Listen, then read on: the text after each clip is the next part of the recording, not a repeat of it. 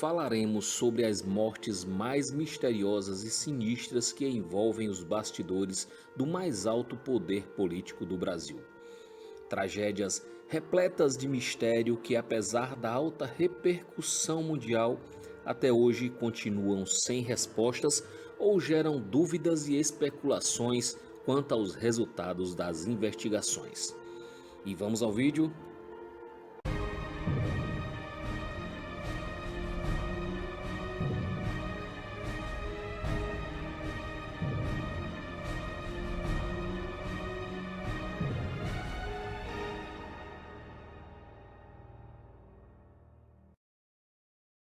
Pode-se dizer que a luta pelo poder foi responsável pelas maiores tragédias mundiais. As guerras, o desenvolvimento de armas nucleares capazes de destruir cidades inteiras de uma só vez, o genocídio de raças consideradas inferiores, a escravidão, enfim, todas essas e outras tantas pragas possuem em sua essência a busca pelo poder. No Brasil, não havia de ser diferente. Antes da colonização, tribos rivais se enfrentavam para conquistar territórios. Com a chegada dos europeus, estes usaram da força e violência para controlar, expulsar e assassinar nativos indígenas. Posteriormente, os negros africanos que aqui desembarcaram como mercadorias sofreram horrores nessas terras. Práticas como essas, felizmente, não são mais aceitas nos dias atuais. Porém, a luta pelo poder jamais deixou de existir, principalmente quando se trata do mundo político. Sob a desculpa de estarem lutando para melhorias da população, muitos lobos em pele de cordeiro estão ali, na verdade, apenas para manter-se no poder. Esses promovem discussões nada republicanas e, para perpetuar-se como líderes políticos, são capazes de traçar planos abomináveis, como o emblemático caso do ex-deputado Hildebrando Pascoal, que ficou conhecido em todo o país como o deputado Motosserra, por ter sido condenado pela morte de Agilson Santos, que foi morto e esquartejado com uma motosserra. Nessa série, iremos tratar sobre as mortes mais sinistras envolvendo o poder no Brasil nas últimas décadas, em ordem cronológica. A primeira morte controversa que iremos citar é a do ex-presidente Humberto Castelo Branco. O cearense governou o país de 1964 até 1967. Foi o primeiro presidente do regime militar. Apesar disso, Castelo Branco fazia parte da ala dos moderados, que justificavam o golpe militar como a única chance de livrar o país das mãos dos comunistas. Porém, tão logo essa ameaça fosse dada como extinta, haveria o pronto restabelecimento da democracia, bem como sua consolidação. No entanto, os seus rivais da ala militar mais radical, a chamada linha dura, tinham planos diferentes e desejavam manter-se no poder, passando-o de mãos em mãos entre os militares e pondo em prática ações mais severas contra aqueles que consideravam subversivos, entre estes muitos artistas e intelectuais. Castelo Branco queria que sua sucessão fosse feita para alguém entre os moderados, porém sua luta foi em vão. E o escolhido para sucedê-lo foi o general da linha dura Arthur da Costa e Silva.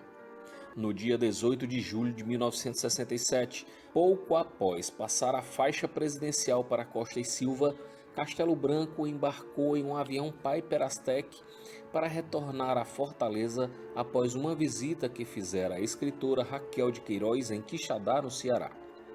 Quando já sobrevoavam a capital cearense em procedimento de pouso, sua aeronave foi atingida por um jato da Força Aérea Brasileira e caiu, matando, além do ex-presidente, outras 4 pessoas. Já o jato da Força Aérea que teria causado o acidente pousou tranquilamente na base aérea de Fortaleza. A partir daí começaram a percorrer boatos e teorias da conspiração envolvendo a tragédia. Alguns afirmavam que Castelo Branco sabia demais sobre os planos dos militares da linha dura para permanecer no poder e poderia atrapalhá-los. Outros simplesmente acreditam na hipótese de vingança pela falta de apoio a Costa e Silva. Outros creem em teorias mais absurdas ainda. O fato é que até os dias atuais, apesar das investigações apontarem na direção de um simples acidente, poucos são os que creem nessa versão. A maioria prefere acreditar que há algo de mais podre por trás desse fato histórico. Juscelino Kubitschek é lembrado até os dias atuais como um dos mais populares presidentes da história do Brasil, tendo governado o país entre os anos de 1956 até 1951. Seu slogan de campanha era 50 anos em 5, e de fato sua gestão foi responsável por grandes transformações. Mas entre suas ações, uma com certeza é a mais lembrada. Foi ele o responsável pela idealização e construção da atual capital federal, Brasília. Naquela época, não havia a possibilidade de reeleição e Juscelino deixou a presidência em 1961, passando a faixa presidencial para Jânio Quadros, mas não abandonou a política, tendo sido eleito senador pelo estado de Goiás no mesmo ano que deixou o cargo máximo do país. Em 1964, ocorre o golpe militar e o período da ditadura se estendeu por longos 21 anos no Brasil. Nesse interim, como um grande líder político que era, Juscelino foi convidado a se envolver numa campanha pela redemocratização do país. Por esse motivo, foi acusado pelos militares de corrupção e de envolvimento com os comunistas, e como consequência, teve seu mandato de senador cassado e seus direitos políticos suspensos. A partir daí, saiu do país fazendo viagens por várias cidades dos Estados Unidos e da Europa, denunciando a ditadura brasileira. Em 1967, retornou ao Brasil e se uniu a Carlos Lacerda e João Goulart, criando a Frente Ampla para fazer oposição aos militares. No ano seguinte, Juscelino foi preso e a Frente Ampla foi declarada extinta pela ditadura. No entanto, o clamor popular impediu que os militares o mantivessem preso por mais tempo e logo o mesmo foi solto. Porém, teve que ser mais cauteloso em suas ações a partir dali, pois havia sentido na pele o que os militares eram capazes de fazer para garantir-se no poder. Juscelino sonhava em governar novamente o país e esperava ansioso que se extinguisse o tempo de suspensão de seus direitos políticos. No entanto, às vésperas de isso acontecer, em 1976, sofreu um grave acidente automobilístico na rodovia Presidente Dutra, na altura da cidade de Resende, estado do Rio de Janeiro, onde morreu juntamente ao seu motorista, Geraldo Ribeiro. A partir daí, começou-se a se espalhar vários boatos sobre as possíveis causas de sua morte. E mais uma vez, grande parte da população desacredita nos laudos que atribuíram a morte a um mero acidente automobilístico. Boa parte crê que Juscelino foi vítima de uma emboscada e que o crime teve claras motivações políticas. A controvérsia sobre sua morte perdura até os dias atuais.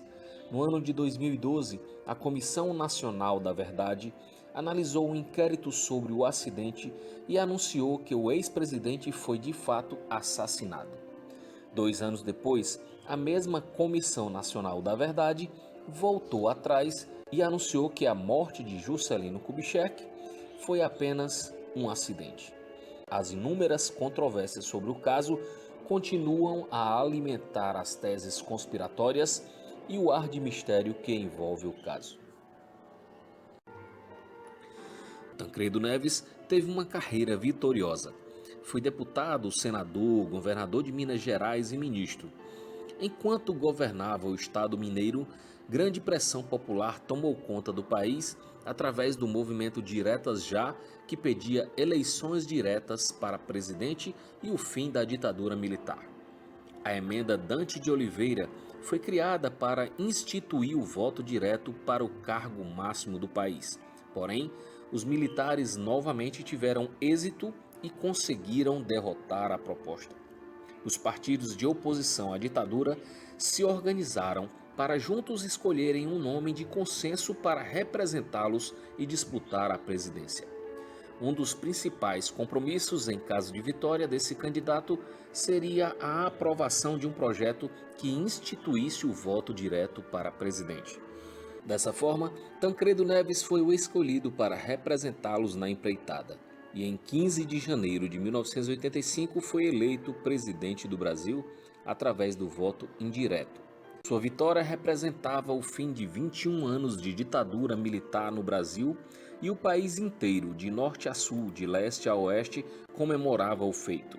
No entanto, no dia anterior à sua posse como presidente, Tancredo Neves foi internado às pressas no Hospital de Base de Brasília com fortes dores abdominais e em pouco tempo foi anunciado o seu falecimento. Uma diverticulite foi divulgada como sendo a causa da morte. Posteriormente, modificaram a causa, afirmando que Tancredo faleceu vítima de complicações causadas por um tumor benigno. No entanto, depoimentos de médicos e documentos e laudos obtidos dão conta de que o ex-presidente foi vítima de vários erros médicos e que seu caso dificilmente resultaria em morte, o que deu margem para que várias teorias da conspiração fossem divulgadas. E até os dias atuais, há quem afirme sem sombra de dúvidas que Tancredo foi vítima de um assassinato.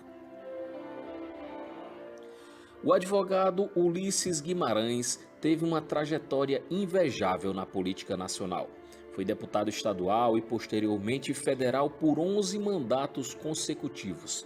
Foi ministro do Desenvolvimento, Indústria e Comércio Exterior do Brasil e assumiu a presidência da Câmara dos Deputados por 2 ocasiões e, em consequência, chegou também a assumir a presidência da República nas ocasiões em que José Sarney precisava se ausentar. Ulisses Guimarães presidiu a Assembleia Nacional Constituinte, responsável por aprovar a atual Constituição do Brasil, chamada de Constituição Cidadã pelos avanços sociais que foram incorporados ao documento. Durante a ditadura militar, Ulisses tornou-se um dos maiores opositores do regime e liderou, ao lado de Tancredo Neves, Leonel Brizola e outras personalidades, importantes campanhas pela redemocratização, como é o caso das diretas já. As pressões e articulações acabaram por surtir efeito quando Tancredo foi eleito, através de eleições indiretas, presidente do Brasil. A partir da campanha seguinte, o brasileiro passou a votar para o cargo máximo do país. Ulisses era também presidente do maior partido da época, o PMDB, que detinha 80% dos ministérios e a grande maioria dos parlamentares eleitos. Pela sigla, Ulisses concorreu à presidência da República na campanha de 1989. Daquela disputa, saiu vitorioso Fernando Collor de Mello. Como líder do maior partido nacional, Ulisses Guimarães é considerado o maior articulador do impeachment contra Fernando Collor. Porém, 2 meses antes do fim do processo de destituição do presidente, Ulisses foi vítima de um misterioso acidente de helicóptero que caiu no litoral de Angra dos Reis, sul do estado do Rio de Janeiro. Na tragédia, morreram 5 pessoas. Porém, o corpo de Ulisses Guimarães foi o único que jamais foi encontrado. Até os dias atuais, aventam-se teorias de que o acidente, na verdade, foi mais um caso de crime com motivações políticas. A tese conspiratória que mais repercutiu nos meios de comunicação foi a de que o helicóptero que caiu teria sofrido uma sabotagem e sua morte teria ocorrido para tentar, de alguma forma, salvar Fernando Collor do impeachment, ou mesmo uma vingança por ter articulado o processo que o destituiu do poder. No entanto, essas suspeitas jamais foram comprovadas. O engenheiro Celso Daniel muito cedo descobriu sua vocação para a política.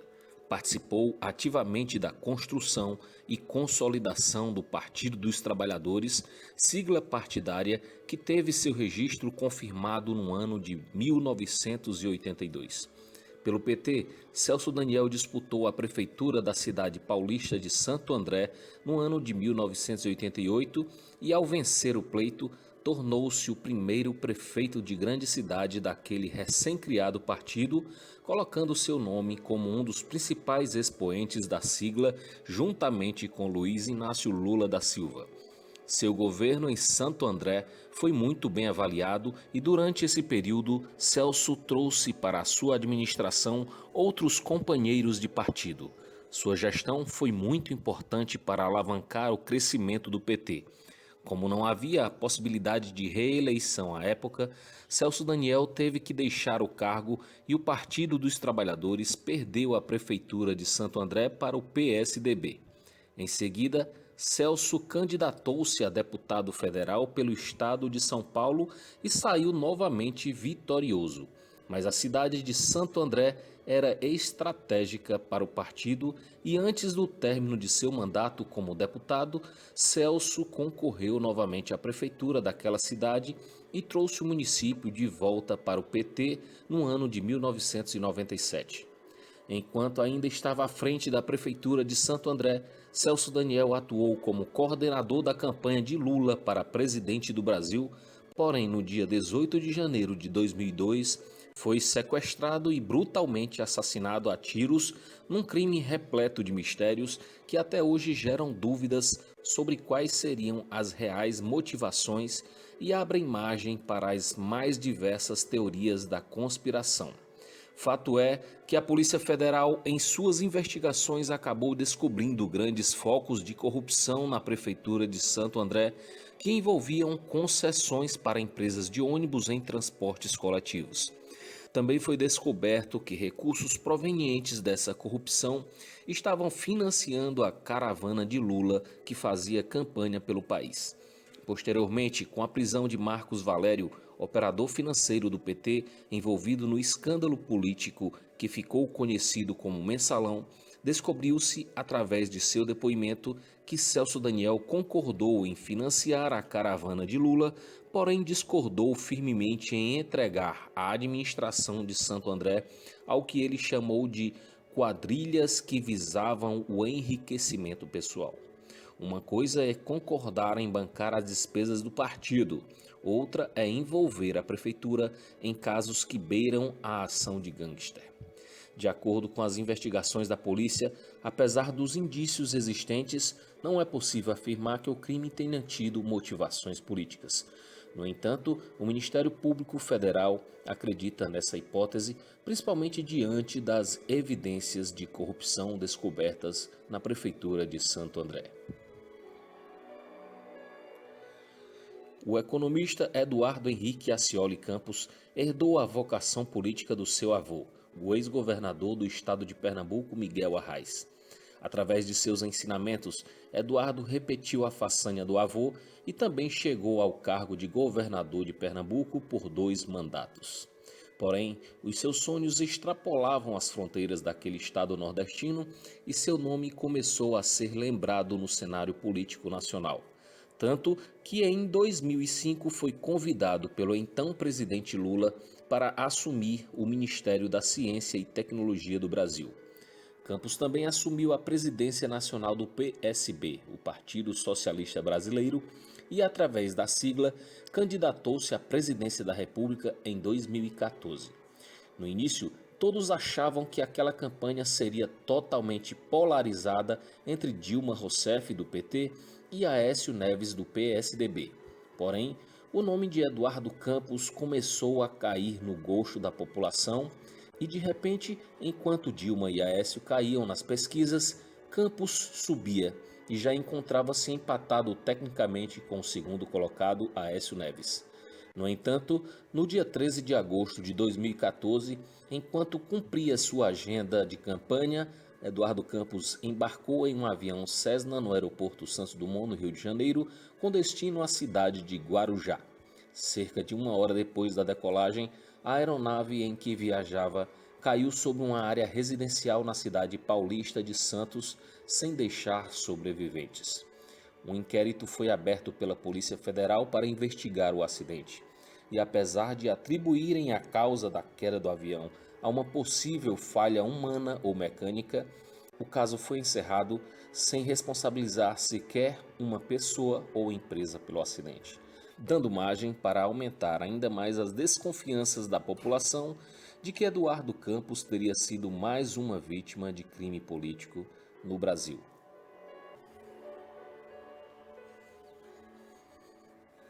O advogado Teori Albino Zavascki iniciou sua carreira jurídica quando ingressou através de concurso público para o cargo de advogado do Banco Central do Brasil. Ali conseguiu evoluir e assumiu a coordenação dos serviços jurídicos.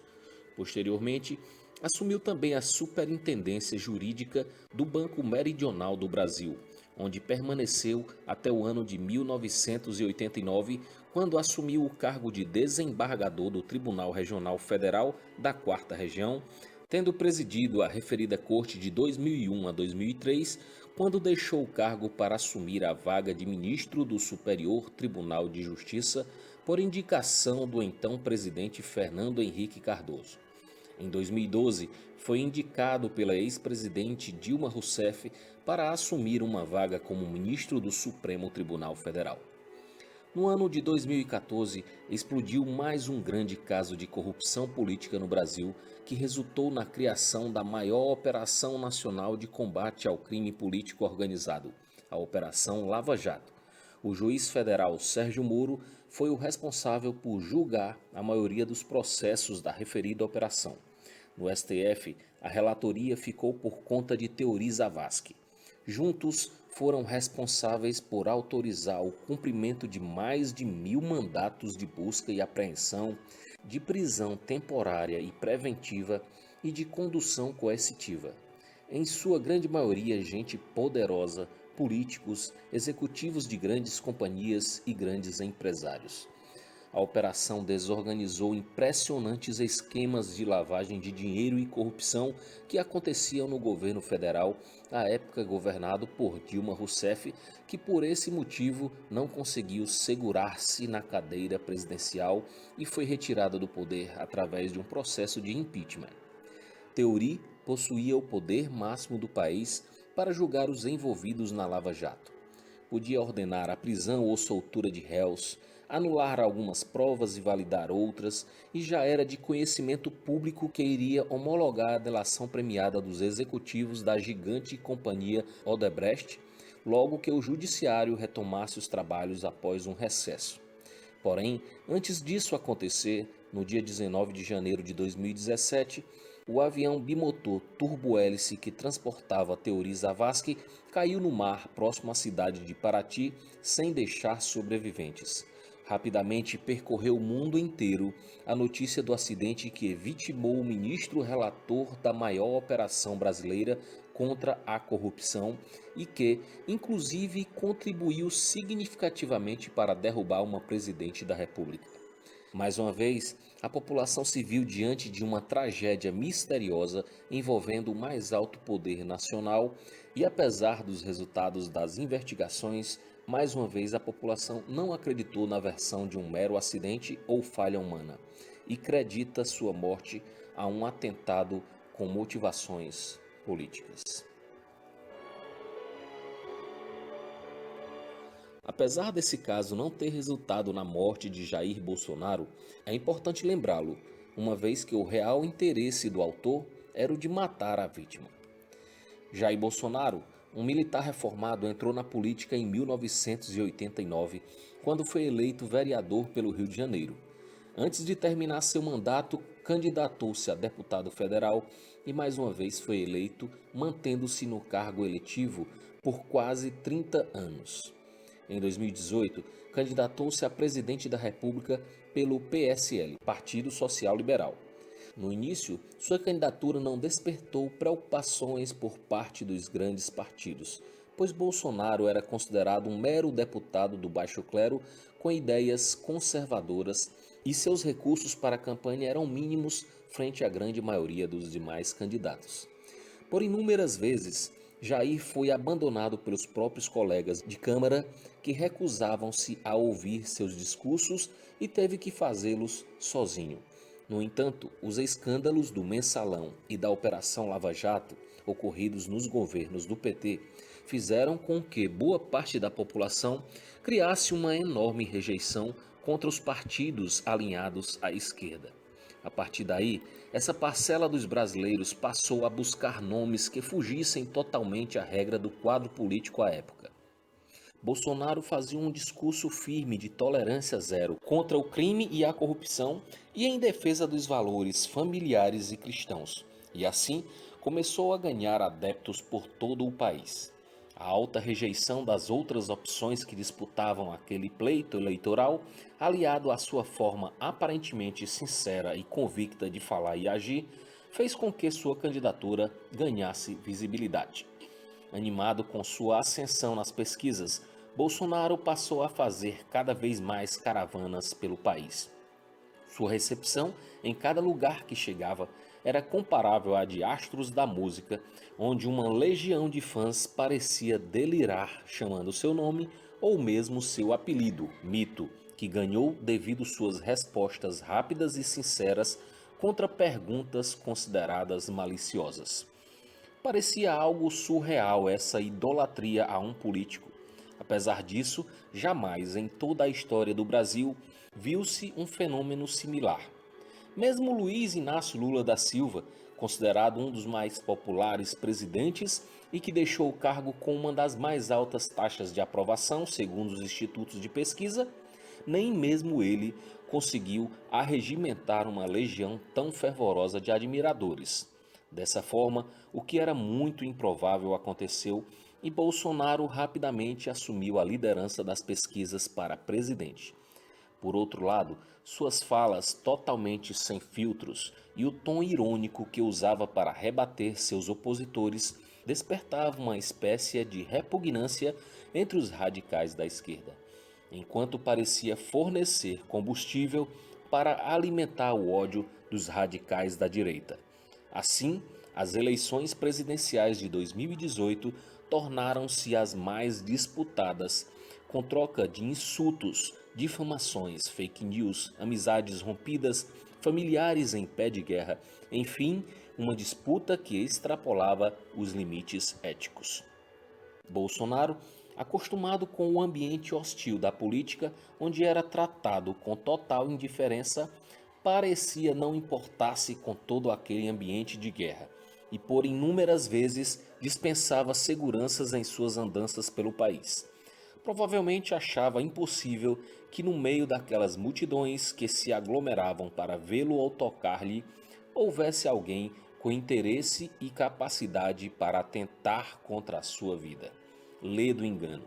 No dia 6 de setembro de 2018, Bolsonaro cumpria a agenda de campanha na cidade de Juiz de Fora, em Minas Gerais, e como era de costume, o presidenciável se misturou à população que o aguardava e foi colocado nos ombros de um de seus apoiadores que saíram em passeata pelas ruas daquele município. Em determinado ponto do cortejo, Jair sofreu um golpe de faca na região do abdômen e imediatamente foi levado para o Hospital Santa Casa de Misericórdia de Juiz de Fora, onde foi constatado que o esfaqueamento havia causado 3 lesões no intestino delgado e grosso e uma lesão na veia mesentérica superior. Por esse motivo, teve que passar por um procedimento cirúrgico de emergência. Segundo os médicos do hospital, Bolsonaro perdeu entre 40% e 50% do sangue corporal e recebeu 4 bolsas de sangue por meio de transfusão. No dia seguinte, com seu estado físico um pouco melhor, Jair foi transferido para o Hospital Albert Einstein em São Paulo, onde posteriormente teve que passar por outros 3 procedimentos cirúrgicos para reparar os danos sofridos. Enquanto os médicos salvavam a vida do presidenciável, a Polícia Federal mostrou-se eficiente e capturou rapidamente o autor do crime, Adélio Bispo de Oliveira. Em seu depoimento, o criminoso citou teorias da conspiração para justificar o atentado. Posteriormente, a defesa conseguiu que a justiça reconhecesse que Adélio sofria de problemas psiquiátricos e, por esse motivo, sua prisão foi convertida em internação por tempo indeterminado. O atentado contra Bolsonaro foi deveras repercutido internacionalmente. Desde então, o presidenciável não pôde mais comparecer em nenhum compromisso de campanha. Apesar disso, Jair saiu vencedor daquele pleito e assumiu a presidência do Brasil no dia 1º de janeiro de 2019. Até hoje pairam dúvidas em ambos os lados políticos sobre as reais motivações de Adélio. Os de esquerda falam que o atentado não passou de uma encenação para que Bolsonaro fosse eleito. Já os de direita citam muitas teses. A mais comentada seria a de que o sistema não aceitaria a vitória de Bolsonaro e, como seus números só subiam nas pesquisas de intenção de voto, a única maneira de livrar-se seria exterminá-lo. Mas o mistério para essa extensa lista de atentados sinistros envolvendo o mais alto escalão do poder no Brasil.